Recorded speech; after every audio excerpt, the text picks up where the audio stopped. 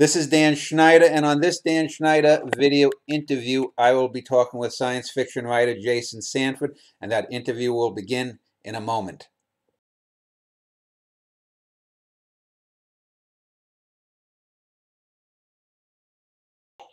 This is Dan Schneider, and before you see Jason Sanford, you may recognize Jason. He did a show earlier this year on the comic book and uh, novel, graphic novel, Watchmen. This time I will be talking with Jason about his writing career in science fiction and out. But first, Jason, if you could just tell some of the viewers a little bit about yourself and your background and how you became a writer and what drew you to science fiction in particular. Sure. Again, name's Jason Sanford. Born and raised in Alabama.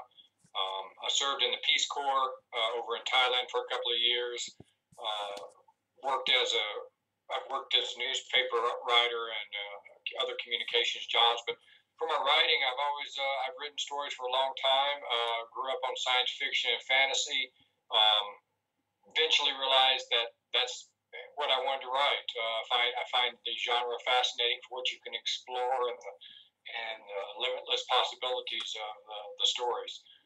My stories have been published in a number of top science fiction magazines. Asimov Science Fiction, Interzone, British magazines published, I think, 13 or 14 of my stories. I had a short story collection come out a couple of years ago. Was finalist for the Nebula Award for Best Novella. I've won the Interzone Readers Poll a couple of times. So mainly short fiction has been my focus until now. I am working on some novels, so we'll see how that goes. Well, you're a few years younger than me, so you're now probably in your mid-40s. So you probably grew up reading some of the same science fiction things that I would have read. I remember in the 1960s, the early 70s, there were the Doc Savage novels by Bantam Books. Did you read any of those? The Man of Bronze? They were reprints from 30s and 40s stories. They were very popular in the 60s and 70s in the paperbacks.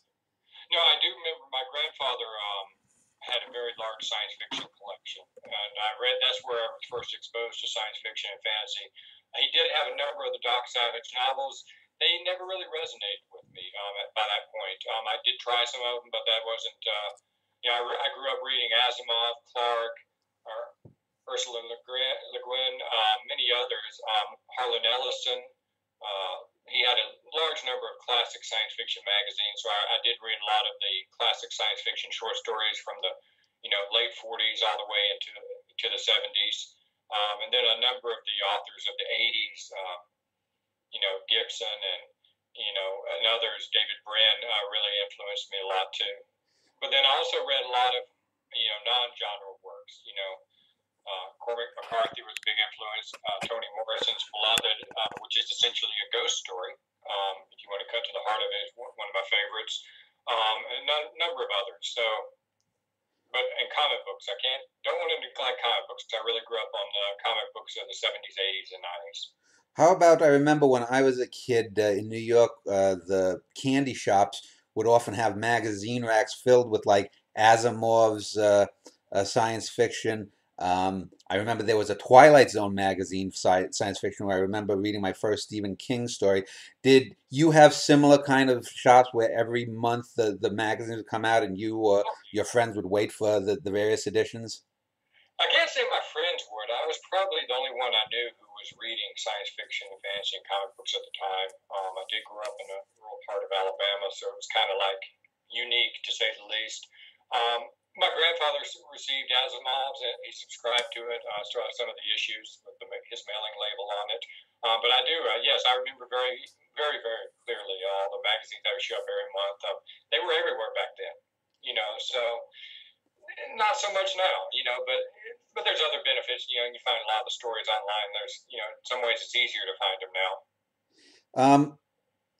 I know that, as you said, there's a lot of stuff online, and I know Project Gutenberg has a lot of the classic writing, even sci-fi writing from the early part of the 20th century. How do you track, in your own lifetime, the evolution of sci-fi writing? And do you find yourself more influenced by the classic era mid 20th century writers who tended to write, at least in the public perception, these space operas versus a lot of the more modern writers that you might see at a Barnes and Noble or a half price books, which seem to be more of this foreign planets and dragons, that the dragons of such and such.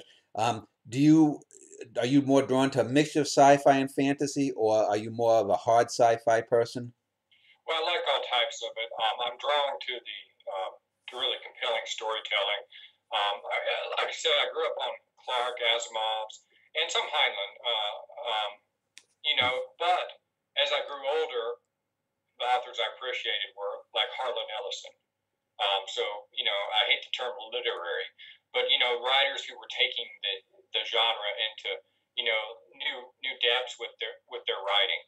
So it wasn't just let's be honest. The golden age of science fiction has a lot of great stories, but for the most part, a lot of the writing then was just okay.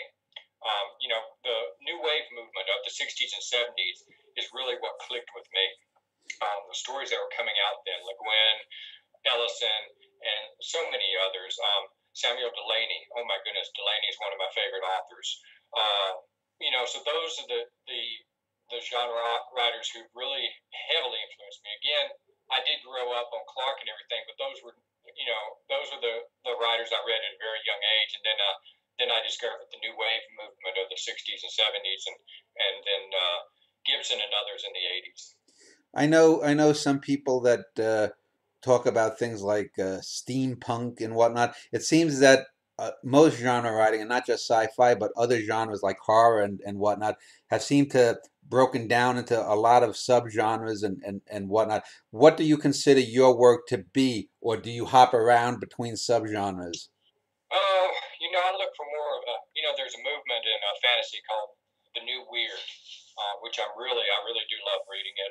Jeff Vandermeer is a great example. His Southern Reach trilogy came out recently, and is a great example of it. Anne Vandermeer and Jeff Vandermeer also edited a great anthology called on the New Weird, which I do recommend people search out. But I don't write as much fantasy. I do write more science fiction. So what I kind of write seems to be a mix of, it would fit in with the new weird if it was science fiction, if you know what I'm saying. In some ways, there are a lot of science fiction writers who are writing more of the weird science fiction stories. But that's kind of where I fit in, I think, and it's kind of a unique place right now. So. One of the perils that I think with science fiction, and certainly with some of the earlier authors that you mentioned, is that science eventually trumps a lot of the science fiction. For example, as we are recording here in 2015, if you had written a story based on Pluto, for example, 10 years ago, a lot of what we've discovered in the recent flyby of the spacecraft that give us information on Pluto would make a lot of the stories outdated. So do you tend to set your stories centuries or eons ahead of time, or do you do stories generally that are maybe just a few decades ahead of time? I've done both. That is one of the traps of science fiction. Although a lot of the science fiction stories, the classic golden age stories, and even stories from the new wave, and all the even the '80s and '90s, you can find where, hey, that didn't turn out the way that people thought. But that doesn't take away from the fact that you can read the story and love them and appreciate them, even if there are some things like, I don't know, in some of Heinlein's novels, you read some, especially Stranger in a Strange Land, some of the technology, he guessed at, you're like, wow, that totally missed the mark, but still, the novel can stand on its own without that. Now, but I do try, there's a difference between what you call the hard science fiction, where it is very technologically driven, and in some ways the technology is almost as or even more important than the characters. I do write some hard science fiction, but I never forget the characters. So even the technology changes, as long as you focus on the characters and the story and how they're reacting to technology, I think the story will stand up. If you write a hard science fiction story that is totally about the technology, yes. If you don't have the characters and the story tied in with that work, then once the technology changes, you've got nothing. I try to think that my stories don't fall into that trap, but I'd have to leave that to others to say. So, do you write? Have you written stories, or when you read stories, say that have non-human characters? Um, do you try to get as much outside of not only yourself as an individual, but as a human being? For example, if we think of like the 1960s, the classic Star Trek, and even most of the Star Trek or Star Wars franchises, most of the aliens that you deal with are humanoid, rather Right. than if you look at a book like I think Stanislav Lem's. Solaris, which the ocean-wide planet as a living being, or some other works that might have. I think there was a famous, it might have been Bradbury, about a cloud, an interstellar cloud of. Maybe it wasn't Bradbury. You would probably know that was a living cloud floating between the stars. Do you find, or what kind of, when you, if you do write about alien beings or whatnot, which are you more drawn to? Do you want to get more outside, or is it whatever serves the narrative of the moment, or do you find humanoid characters more easy to say, like with Rod Serling? All he said, it's easier to have a Martian say something that a Republican or a Democrat couldn't. Honestly, I don't think I've ever written a story with an alien. I don't. My interest in science fiction and fantasy tends to be more on human topics. I do. I have read some great stories that have, focused on aliens. But to be honest, most of the time, I find the aliens in genre literature to be mere derivatives of humanity. Part of the problem is it's almost impossible for humans to imagine a truly alien life form and then to create it in fiction. But with my own writing, like I said, I don't. I'm trying to think. I don't. Okay, yes, I have written a few aliens, but even when I've written aliens, the story was focused on the human point of view of the interaction. So yeah, I mean, I can't really answer it because I Yeah. don't really go there. I'm more interested in the science fiction, what it says about the current human condition. I remember some years back you had sent me a story, I believe, about, was it a mining operation on a planet that had a very weird orbit, that it took many years to go around its sun, and Yes. yeah, and was that part of a series? Have you continued that? I remember at the time you said it was going to be a series. Right, Sublimation Angels. It actually was a finalist for the Nebula Award. Um, I have not. I did play with continuing it, but in the end, I didn't. I moved on to other projects. So maybe someday I'll go back to it. But So what now is your current main focus within the genre? Are you doing mostly short stories? You had mentioned earlier a novel, and what are you going to explore in these future projects? I've been last few years. I've been mainly publishing short stories. But I've started a new novel. I did finish a novel last year, which was a continuation of a series of stories I'd written that were published in Interzone called the Plague Bird series. People really liked those stories, and so I turned them into a whole novel. It didn't work as well as I wanted, so I will try to clean that up in the future. But right now, I'm working on a new novel. I'm about 20,000 words into it, chapter 7 or so. It's going very well. It is science fiction, far future. Somewhat, without giving too much away, if you read a lot of my stories set in the far future, you may start noticing they seem to be in a similar universe, which they are. They're in the same place, just different times. This one deals with a technologically based religion, and also, but it's you can read a lot about some current events going on in the world right now. I'm quite excited about it. I think people are going to like it. Yeah, I know that one of the things when I've written fiction, well, like now I'm ending up a Western, and it's part of a trilogy that's going to be a genre Western. It's going to be a Western, a spy book, and then ending with a science fiction novel set in the future. And I'm going to have descendant characters in it. And I know one of the things with any genre is, in order to be considered genre, you have to do a certain amount of things to have it considered genre. But on the other hand, that you don't want it to become a work of hackery, you have to also expand. So in the science fiction realm, what things are the most reoccurring elements in your work, and what are the things that you look to sort of take that leap beyond, as John Keats called it, negative capability, something that seems odd at first reading, but if someone went back and read the story, they go, ah, okay, this is science fiction, but he did that too. Right. Um, I mean, there are absolutely recurring elements in my fiction. Let me think on that for a second. As for science fiction, I mean, you can see in the tropes. I mean, if you watch any science fiction film or TV show, you will see the tropes. Those are the things that become, spaceships and faster than light travel, and popping from one planet to the next in time for the next episode or chapter. Those are common things that are so stereotypical now in science fiction. But I do see. I think one of the reasons I love the science fiction genre is there's so much potential to expand beyond the tropes. Now, that's true in any type of writing. I mean, you can get your, poetry can span the realm from the most cliched, hacked piece of drivel all the way up to something that's just totally unique and never seen before. Science fiction is like that, and that's one reason you're seeing a lot of the, and again, I hate the term literary, but a lot of the top literary authors now dip and dabble into genre fiction because they've realized they have so much freedom there to explore the human condition. Now, in my own writing, I think they're a reoccurring element. I'm always fascinated how people adjust to technological change, and yet still try to remain the core of who they are as a human. In some ways, and there's a lot of theories on this, but it's impossible to separate humanity from technology. The first stone axe, the first stone pebble tools that humanity created millions of years ago helped create who we are, just as we created the tool. It's like a never-ending loop, and so it's been through the centuries and the millennia. Our tools, our technology, have created who we are, and we've also created the technology that in turn created who we are.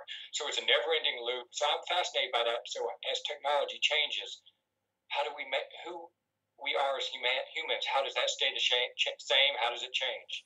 So that's always going to be a core element of my fiction. Information, the transfer and transmission of information, which is another core aspect of humanity, is another reoccurring theme in my fiction. Other than that, I'd have to think about it. All right, well, let's take a little break, and when we get back, we'll talk a little bit more about your writing career earlier on in your life and how you've evolved, and we'll do that in a moment.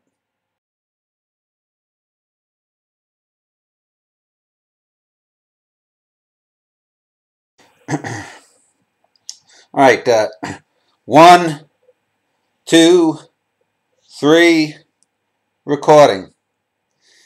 Back with Jason Sanford. I want to talk a little bit about Jason's writing career. I first met Jason, I think it was in late 99 or early 00.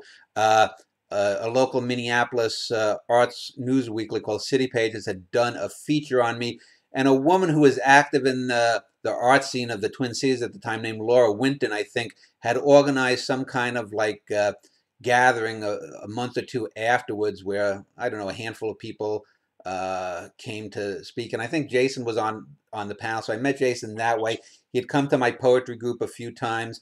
And at the time, I remember you were doing what would be called in this era creative fiction or literary fiction. And I guess you hadn't gone back to science fiction at the time. I remember you had a really good manuscript of short stories called Cold Pelts that I had read, which was more biographical. So let's talk about the early O's and your literary fiction, because you also founded a website called storySouth for Southern writers too, which I think is mostly literary fiction as well. So let's talk a little bit about that era of your writing and life, and how you then transitioned back to writing sci-fi.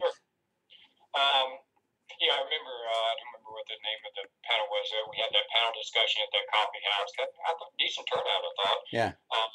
At the time, I was working for a literary organization called Sassy the Right Place. I was a program director. I ran a reading series all over the Twin Cities.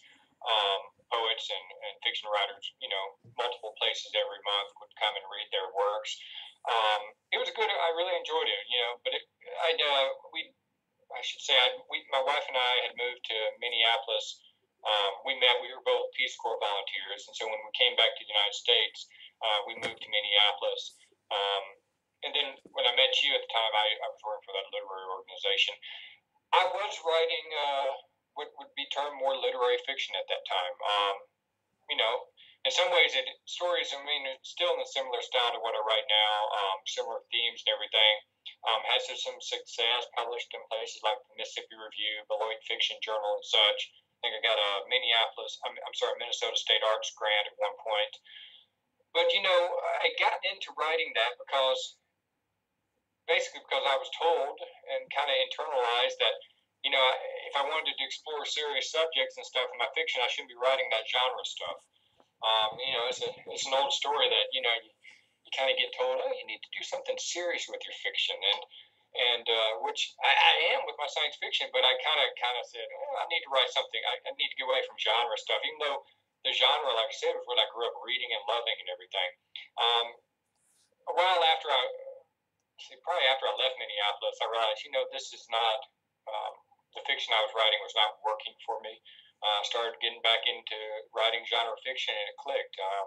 You know, and Well, like I said, let me just ask you for young writers out there. When you say it wasn't working, because this is a point that a lot of young writers, some people who just want to express themselves aren't really artists. They just have a need to express themselves. So when you say it wasn't working, are you saying it wasn't working that you didn't think that your writing was good enough, or are you saying that just emotionally you weren't there? more emotionally wasn't there. More, you know, I mean, I was satisfied with the stories, but they weren't what I wanted. Um, they weren't clicking for me. I mean, said I was getting them published and everything, but you know, just really, it was like this is not the voice I was trying to create. Come in these stories wasn't what I wanted. And when I started getting into the science fiction again, again, it was returning to what I grew up loving. I realized, hey, this is it. This is it. You know, I regret that I kind of wish I'd, you know, not detoured like that, but you know, it took me to a good place in the end. So what the hell? So what was the first? Oh, well, what was the first story that when you made that decision to branch back to going into genre, sci-fi slash fantasy, whatever you want to call it? Because I remember you did write a story about a goblin, which of course would have to be considered a fantasy rather than sci-fi. I think it might have even been like a young adult book. What was the first work, and you know, did that? You know, how did you propel you? Well, was it a base that you jumped off from? Did you just sort of make a clean break? You know, like going cold turkey. I don't think it was a clean break, but I do remember one. Let's see. First, you know, I wrote some stories that didn't work. Um, you know, any kind of anything you do, it takes a while. There were stories I wrote which I never did anything with. First one that got published was a story called Rumspringa, which was a science fiction story. It was published in Intergalactic Medicine Show, a professional science fiction magazine. That was my first accepted one. I did have one that was published in Tales of the Unanticipated, a Minnesota-based science fiction magazine back when I lived there. So maybe I guess that would be more accurate. That was kind of a transitional story. Something was about for aging kids who dream of Star Treks or something like that. It was definitely a transitional story between my two styles. But then I moved, had that story in Intergalactic Medicine Show. I, you know, was writing a number of stories and they weren't really clicking. This time clicking with publishers in the United States. The Intergalactic Medicine Show took one, which was a big, exciting. But then I started sending. I started. You know, I was like, well, why am I getting so many rejections? I mean, I guess my stories aren't working. So then I happened to read the British magazine Interzone. I found a copy of it, and I said, wow, these stories are like not the same as what I'm writing, but these stories fit very well with my view of what I'm trying to do. So I kept writing and started sending them some stories, and they went crazy for it. Interzone ended up. I want to say the first 2 years I published with Interzone. Maybe 10 stories they published. This would be starting in about 2009, I want to say. And they, like I said, they've ended up publishing maybe 13 or so of my stories. including Sublimation Angels, which was nominated for the Nebula Award. I won their readers poll 3 times, so obviously readers were really enjoying my fiction. So that was really what clicked it when the editors of Interzone started publishing my stories, and I realized, hey, what I'm doing is working with other people besides myself. Because as a writer, you do want, one reason you write, you want people to read your stuff. So, you mentioned that you won several awards and have gotten published. How is it then that certain writers, for example, if you go into bookstores, maybe if they're just churning out pulp stuff, can get published? So like Tor Publishers, I think, is one of the big publishers. I believe in that. And yet I know it's been difficult for you to even get these traditional publishers to publish like a collection of your short stories. You did have short stories that was published, I think, on an ebook, but a small press published my a couple of years ago published my collection too. I originally self-published a short story collection, then a small press published it in a print edition. Well, for short story collections, they're a hard sell in the market. They don't sell as much as novels do by an order of magnitude. So publishers and agents are very reluctant to do anything with short story collections. Unfortunately, not unfortunately, I love short stories, so I enjoy writing short stories, and like I said, I'm able to publish them in magazines and reach readers that way. But for publishing a collection, that's a little bit harder. Most of the market right now is just geared towards novel-length fiction. Well, let's backtrack just a little bit, because in the early O's, you started a website called storySouth, and you ran it, and I guess for about close to a decade before, I guess, letting other people run it. This was not science fiction. This was creative fiction, literary fiction, basically from Southern writers or set in the South. And I think I even I think you even published a poem of mine or something of mine once in there. So let's talk about when did you start it? Why did you start it? How long did you run it, and why did you eventually move away from it? Well, I mean, like I said, I do, even though I write science fiction and fantasy, I do identify very heavily with the Southern literary tradition of storytelling and fiction writing. I wanted to do more to promote that, and part of the problem was I didn't like the types of stories that were being published. I wanted to see it, reach through a much wider net, and so I ended up founded storySouth with a poet named Jake Adam York. He handled the poetry, I did the fiction. It was a totally online magazine, which I want to say we started that in 2001. So about then it was still a new thing. I mean, there weren't a lot of them there, and it was hard to get to be accepted by the quote literary establishment, although that's a very vague concept. But we did some great stuff. I thought. I ran it about 10 years. Also did a contest called the Million Writers Award to promote online fiction and online authors. And I thought it was very successful. We had works published in I think Best American Poetry and other reprint anthologies and all that kind of stuff. But at some point, it takes a lot of time to do editing like that. I loved working with the authors, but in the end of the day, I was like, okay, it's time to focus more on my fiction, and I just didn't have the time to do it. We found a great group over in of a new publisher and everything to run it, Terry Kennedy and everyone else, and they've continued to do it. I still help out some with the Million Writers Award, which they now run also. But essentially, they're running it, and it seems to be it's established itself as a high quality online literary magazine. Have you given any thought to doing something similar now in the sci-fi genre, or are there so many online marketplaces that it would be superfluous? I think that the second choice, obviously, is that there's so many great places to publish online genre fiction these days, and you don't even have to go with genre publications. New Yorker, they usually do an issue every year of genre fiction. A lot of it's really there's almost more places to publish short fiction now, short science fiction and fantasy than any time in the last 60, 70 years. Now, the downside of that is you can't make a living doing it. Back in the golden age of science fiction, if you were a short story writer and you published a story, you could get paid about equivalent to what you get paid now. But back then, with if you got paid $500 for a story back in the '50s, you could live on that for quite a while. Now, not so much.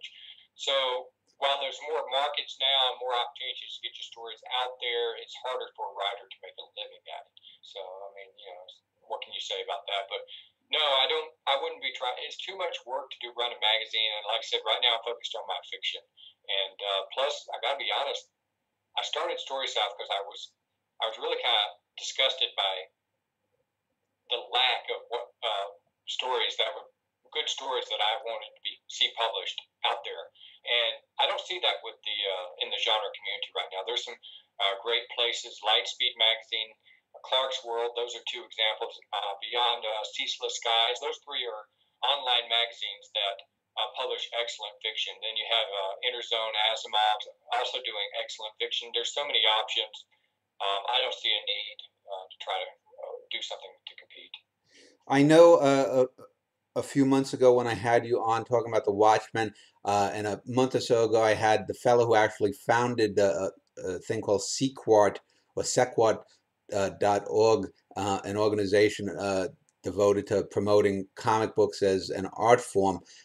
So talk a little bit about your interest in comic books and how that might intersect with sci-fi.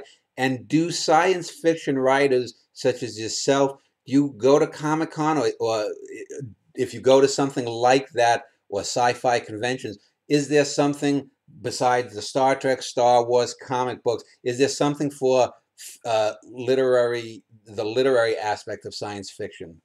Oh yeah. I mean, comic books are another medium that have just expanded in the last few decades, and you have all types of writers and artists getting into it because of the potential of the genre, potential that is really being met.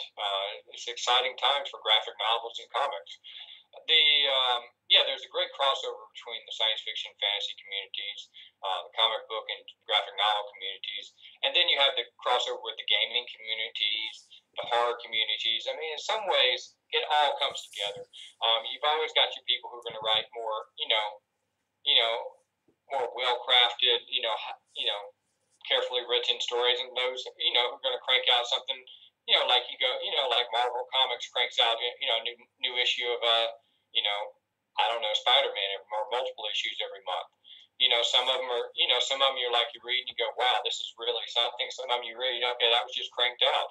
There's a place for all of it. There's quite a bit of crossover. I've gone to, there's a convention in Indianapolis called Gen Con. I've gone to a few times. It's got a writing and literary fiction track. It's very good writing symposium. Highly recommended for new writers who want to get into the genre community because they have some great workshops and everything.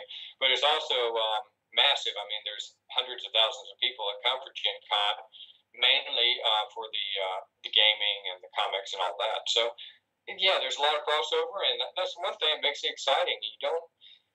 I think, what we call literary fiction, I think is really boxed itself into something more narrow than what's out there in our culture right now. And I think, that a lot of the genre communities, the science fiction, fantasy, the horror, the comic books, and all that, they're tapping into something that literary fiction wishes they could. And that's why you see so many, quote, literary writers dipping into those art forms. Let's talk about e-publishing for a minute.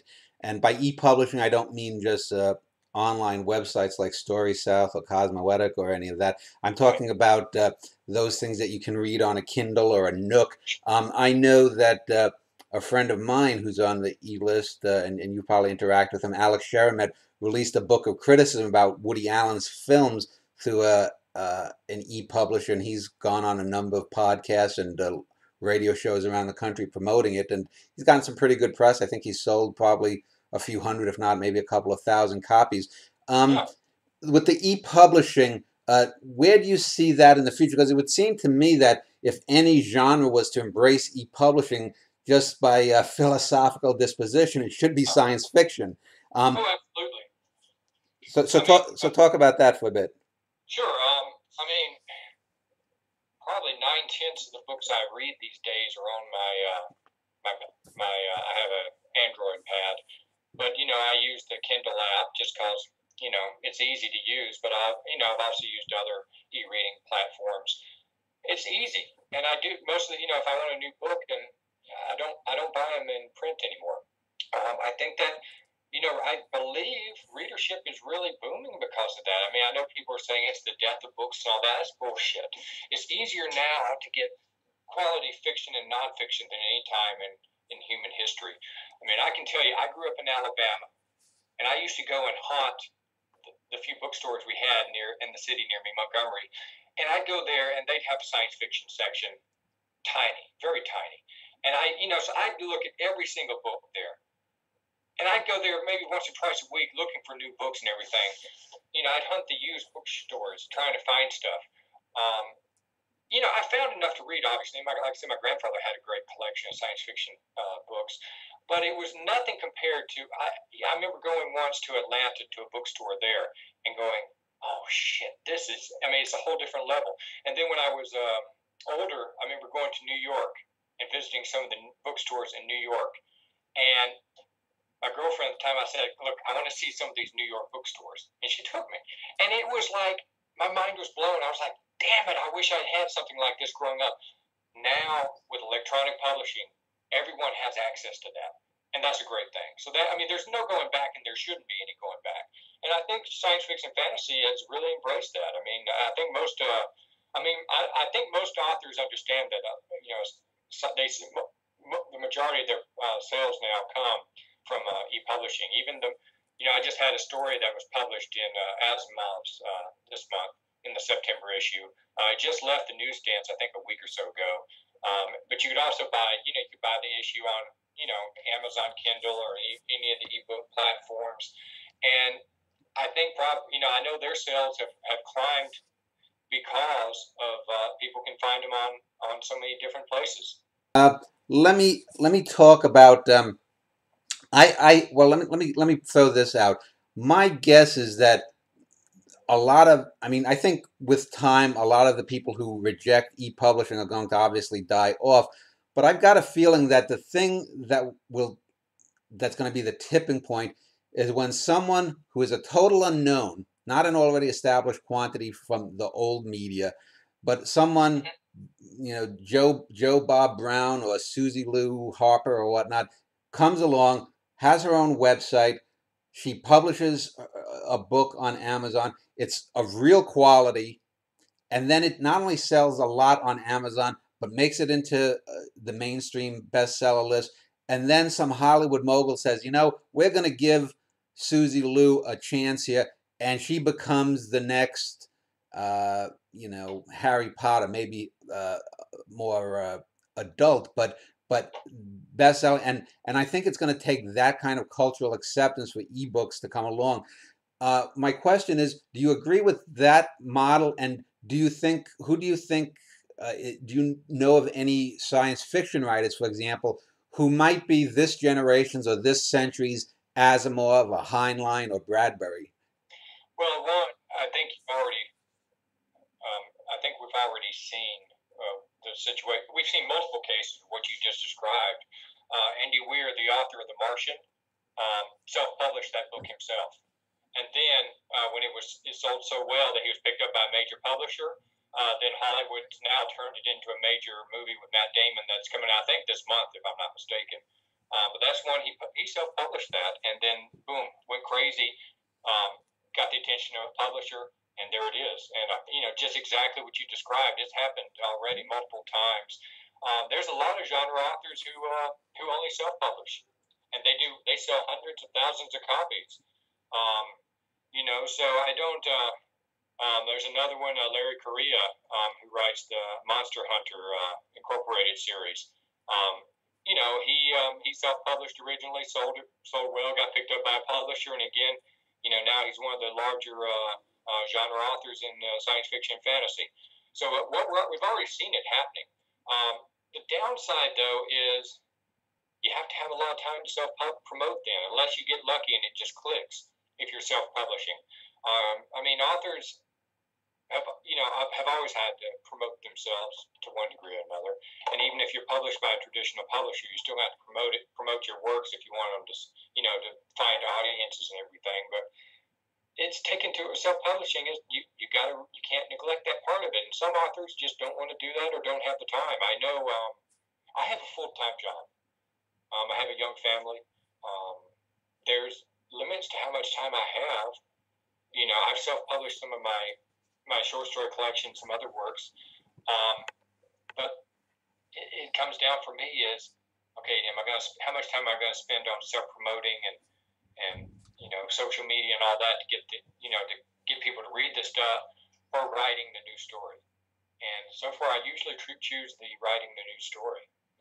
But that's something, obviously, if every author is different. There's a lot of options now out there, I guess I could say. So that's the good thing is 30 years ago, you had one option. Now, there's multiple options. There's multiple ways you can go, and that's not a bad thing. You mentioned certain outlets, both online and off science fiction. Let's talk about people that are now currently writing or publishing, whether they are self-published or not. Okay. People, let's say your age or younger, who do you like if you are looking through the latest edition of a magazine? Name maybe 2 or 3 authors that you're always going to read their story, and why and what separates their work from the rest of the pack. Well, one of the authors I always read is Ken Liu. Um, he's an amazing author. His first novel came out this year, but his short fiction is what I grew up loving. I just I can't I, words fail me on how good his short fiction is. I really enjoyed his novel too, and I look forward to reading more of his works. Aliette de Bodard is another science fiction fantasy writer I'll always read. Again, a great short fiction writer. I just finished one of her novels, excellent. I'm assuming you're talking about newer writers. So, Yeah. Paolo Bacigalupi wrote the novel The Wind-Up Girl, which won swept all the major awards in the genre. I've got his new novel, which I've got to read, The Water Knife. I've always loved his short fiction. Unfortunately, he doesn't write as much short fiction anymore. And then, those are just a couple, but there's a lot more out there. I mean, there's so many authors out there doing exciting stuff. And one thing is, we're now starting to see some translations of science fiction and fantasy from other countries. It was always a hard sell in the United States. Publishers, it was almost a catch-22. Publishers said that there was no market for translated fiction, science fiction and fantasy in this country, so they wouldn't translate any science fiction and fantasy from other countries, so that there was no way for people to prove whether or not there was a market here. But we now saw a novel, the Three Body Problem, Chinese novel, recently won the Hugo Award. It's an excellent science fiction novel. It was translated. Actually, Ken Liu translated it. It's exciting times. There's a lot of great stuff out there, and those are barely. I haven't even scratched how many excellent science fiction writers there are out there. N.K. Jemisin is an author I always read. There's so many more out there. I can't even.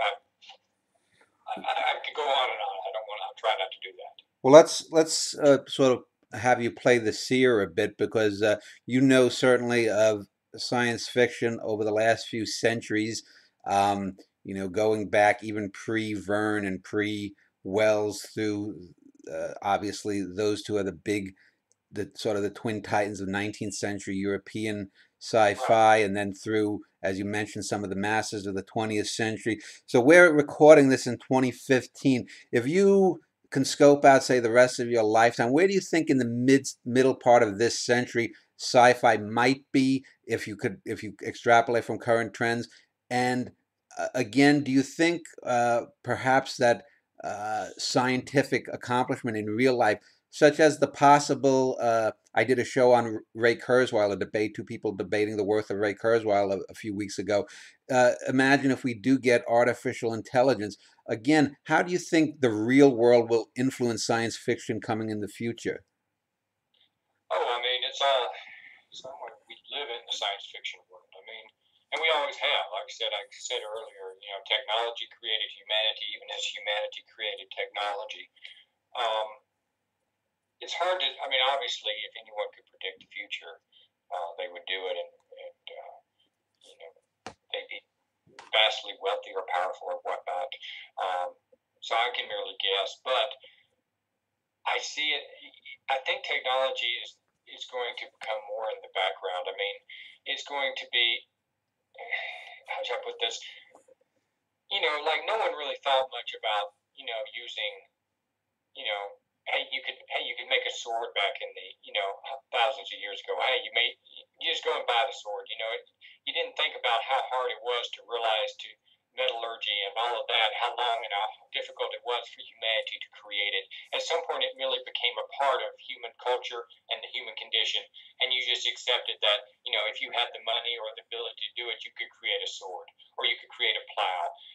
So in some ways, our technology is going to become like that. It's going to people are going to stop being so wow. Look what my phone can do. I mean, there information. You need to. I guess my point I'm trying to get at is to understand where technology is going. You need to look at what humans desire and want. We want to have information. We are informational creatures. We want to always be able to any information we want. We want to have access to. So if you have technology that can help speed the access to information, to be there. We want to be able to kind of do what we want. We want to be able to follow our own dreams in life. So if there's technology that can help you do that, it'll do it. I think we're going to see a lot more, obviously, biotech technologies. You're going to see a lot more technology that's tied in with genetics and manipulation of the human body. I mean, but in some ways, I maybe I'm an optimist. I don't see all that really truly changing what it means to be human. Um, there will obviously be changes in how we act and how we treat each other in the world and all that. But it come down to it. I mean, we'll just have to see. But I think it will not change greatly what it means to be human. All right, let's end this segment, and when we get back, we'll talk about a couple of other things and then round out the interview and give Jason closing remarks, and we'll do that in a moment.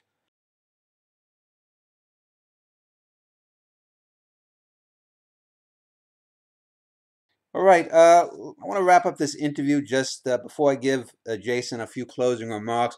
Just wanted to touch on a couple of other things. Before I get into his own future, I just wanted to touch on sort of what I consider the over-commercialization, not only in film, but in publishing of what we call branding or franchising, whether it's Harry Potter or the millions of knockoffs, or whether it's the Avengers or the Marvel universe kind of thing. And do you think that it's harder for someone with an original idea to get something out there, whether in publishing or in any other areas that sci-fi touches? And do you think that the whole branding franchise thing is going to run its course in the next decade or so? Okay, with the franchises, I do know they sell better. I mean, that's why everyone does them. Is if you have a series, it sells better than the standalone work because people they find comfort in something they've enjoyed before. So oh, I really like that story. Hey, there's a new one out, new sequel. Let me read that. Or it's the third Amazing Spider-Man novel film. Oh yeah, I enjoyed the first two. Let me go see that one. The So yeah, I mean, they're going to keep doing that. I mean, they're until people get tired of it. But in some ways, those franchises they resonate. I mean, they're that's why they sell. So I don't know if they're going to. I question whether they'll die out at any time. I mean, it's like if you go back into human history, there are certain stories that were told over and over and over again, and people didn't tire of those stories. They knew them. They heard new versions of them. Fairy tales or legends, all of whatever you want to call them, they didn't die out. They merely changed. Eventually, yes, everything dies out, but I think those franchises are going to do well for many, many years to come. Now, does that make it hard to publish something original? Yes, absolutely. But there's always going to be a way to do this. There's always a market, and there's always a story that will click with people and become the new a new series or a new franchise or a standalone story. You never know. So yes and no, I guess, is the answer. We're recording in 2015. If you could, you know, put yourself ahead 5 or 10 years, where would you want to be in your own writing career? And is that something that you think you can graph, or maybe 3 or 4 years down the line, do you think maybe something unexpected will come up and might shift you in another direction, either within sci-fi or perhaps out of it again? I don't see myself shifting out of it. I see myself. I'm gonna publish some novels. I've got several. Like I said, I've got several I'm working on. I've got a new one. Um, I'm taking a very disciplined approach to this novel. I think it's working very well. Part of the problem was you know, as a writer, you have to grow, and now I'm actually have some novel length fiction that's working. So yeah, I expect to have several novels out. Um, you know, how well they're received and all that kind of stuff. I can just give the best shot I can. I got to tell a story that I want to tell, and hope that others like it. I'm gonna keep writing the stories. And how it ends up going with other than that, I know I'll find a way to get them out to people, and I know there will be people out there who will enjoy them. Well, for viewers who enjoyed this interview with Jason Sanford, you can look below here the video, and you'll see a link to jasonsanford.com, his website, that you can go to find out more about him. But let me give Jason a few minutes to just talk about anything he wants to regarding his own science fiction in general, where it's going, or whatever he wants to talk about. So, Jason, if you want to give a little closing monologue. Yeah. I think we're talking a lot about science fiction and fantasy, but especially, I think sometimes people who don't read in the genre sometimes get, feel like it's hard to get into. I've had people tell me, "Oh, I love reading fiction, but I just can't get into science fiction," and part of that's because a lot of it can be very exclusionary. You have to kind of grow up knowing the tropes and all that kind of stuff. I like to think my stories, though, are something that people can enjoy. Even if you don't like science fiction and fantasy, give it a shot. You might enjoy them. Um, I appreciate talking with you. I've always, that's one thing that writing can be quite a lonely little endeavor, and I enjoy talking to people about this stuff. If you see me at a convention, I do go to a few conventions every year. If you see me there, come up, please talk to me. I do enjoy talking to people. Um, I don't know. Got nothing else than that. I'm just going to keep writing and keep trying. So when you just let me just ask, when you go to conventions, do you mean that you have your own booth, or you just go there as a visitor? Sometimes I go as some of them I'm a visiting author. Some of them I'm officially there as Okay. a panelist and an author. Some of them I just go and I'm just taking part in the convention. Okay. Um, there's a convention. Probably I'll try to go to the World Science Fiction Convention next year, the World Fantasy Convention, which will actually be here in Ohio, so that will be convenient for me. It'll be here next year. I'll be at those two if everything goes well. Okay, well, anyone else, as I said, wanting to find out more about Jason and his writing and his career, jasonsanford.com is his website. There is a link below this video. You can just click it to go there. I want to thank Jason for appearing. If you did enjoy this interview, though, tomorrow I will be interviewing 3 people about the life and career of American poet James Emanuel, who died not long ago, just a couple of years ago. And so that'll be my literature weekend completed. So again, Jason, thank you for your time.